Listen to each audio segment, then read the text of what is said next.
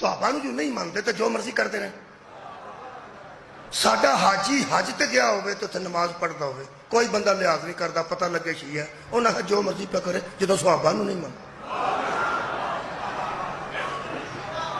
یہ جی ساڈے مگر گل بابا جی لگی ہے انہیں ساننا اس دنیا تے رول چھڑیا ہے کچھ کسے کیتا ہے نا انہاں کہ صحابہ نو.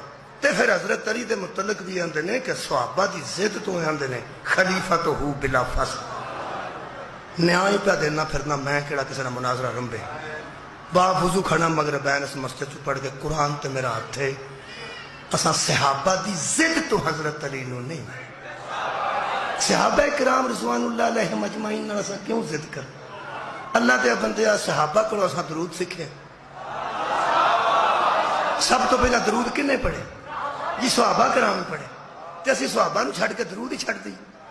آل محمد تے اتے درود ہے نا مہربانی کے بلا اللہم صلی علی محمد و آل محمد انہوں نے تے درود پڑھنا ہے. یا ایھا الذین آمنوا تے صحابہ ہی سن انہوں کو تے درود سکھے. یہ دو کام بڑے ضروری ہیں جی.